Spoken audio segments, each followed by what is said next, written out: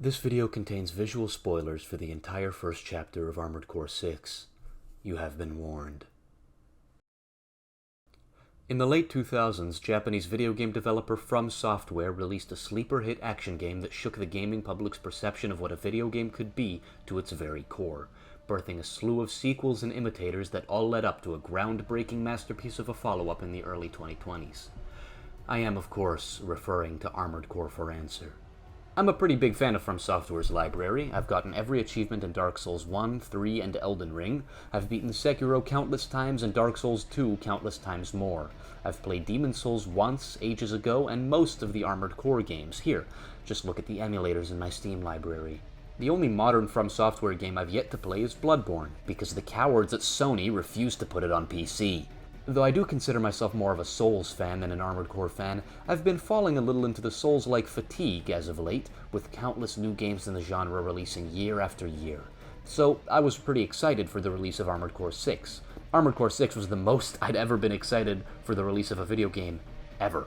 You have to understand, it's been a decade since the last game in the series, and 15 years since the last good game in the series, and though I like Souls more, Armored Core 4 Answer is one of my favorite games ever made. The idea of a proper follow-up had me shaking. From all the marketing of Armored Core 6, the game looked great.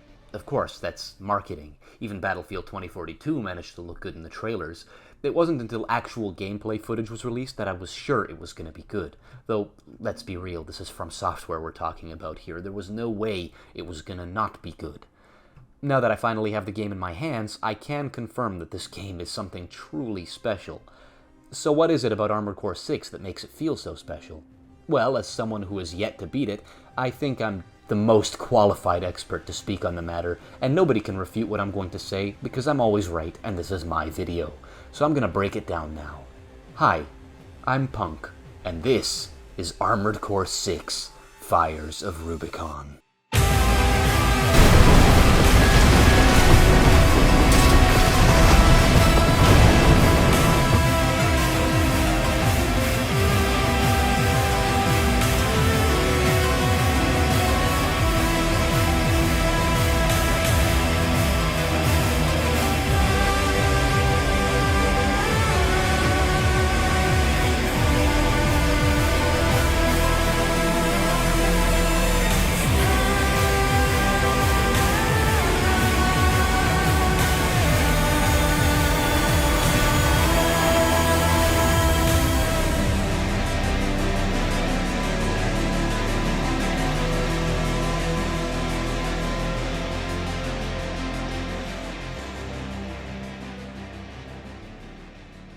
We can start with first impressions, I suppose.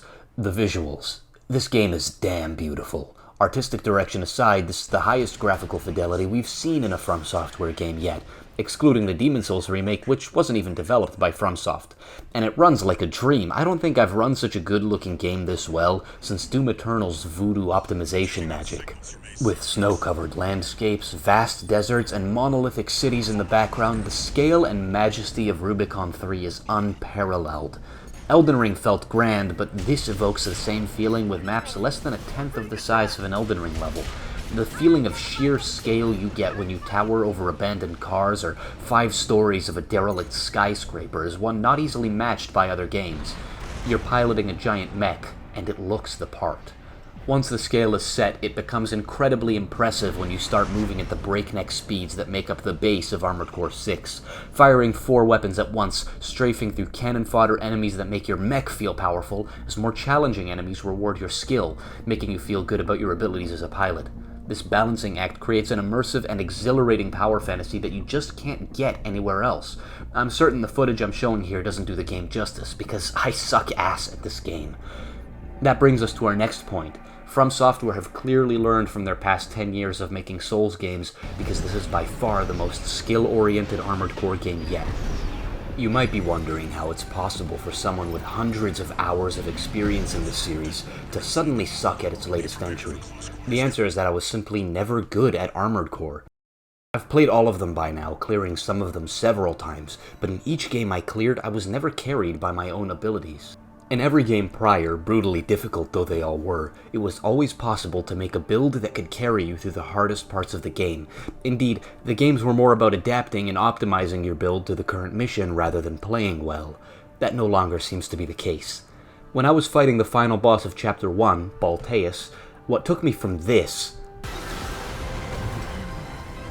to this wasn't this. It was just a whole lot of this.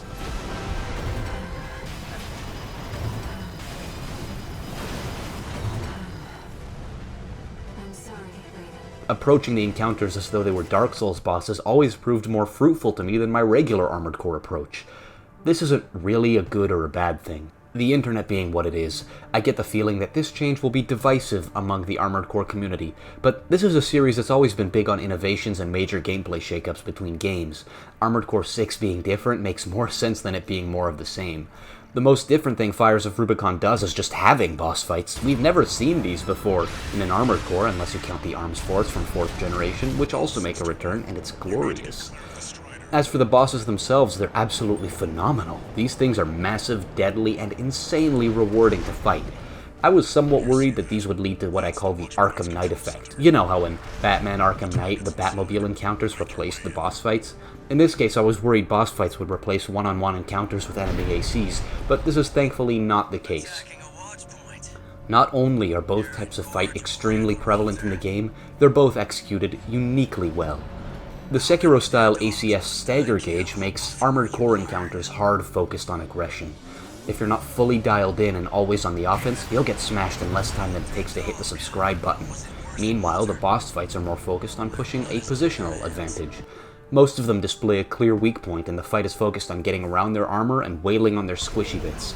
This could easily lead to stale, samey encounters, but each boss is so unique and absolutely punishing that the game doesn't even give you time to consider that possibility, as you get struck by a wall of missiles that makes the game absolutely incomprehensible to look at. I've got no clue what's happening in this footage, but I know I was having fun recording. The last aspect of this game that makes me all tingly in my nether regions is the amount of fan service and lighthearted charm. If this is your first Armored Core, you'll have no clue what I'm talking about. Nothing about the way the story is presented makes it look like the game is lighthearted. The charm is just beneath the surface. There's a whole set of parts, called the appetizer, main dish, salad, and dessert. And every time a character calls me Raven, I shiver a little. Here's the call sign from that license you picked up.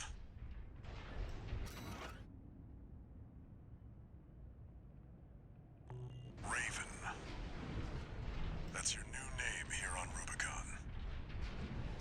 It really helps me as an Armored Core veteran sympathize with characters who call me by what's been my name for the last 15 games, rather than characters who just refer to me by a number.